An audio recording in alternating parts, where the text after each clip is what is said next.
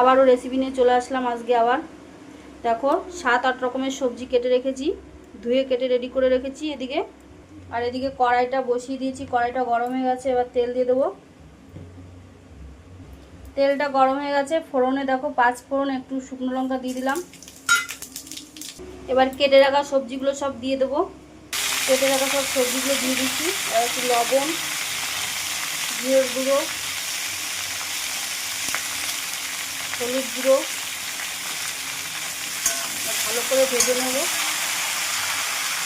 ভালো করে ভেজে নিচ্ছি, ভালো করে কষিয়ে তারপরে জল দিয়ে দেবো। পরে আবার দেখাচ্ছি তোমাদের। আমার সবজিটা ভালোভাবে কষানো হয়ে গেছে। এদিকে একটু গরম জল করে রেখেছিলাম, আর গরম জলটা দিয়ে দেবো সবজির মধ্যে।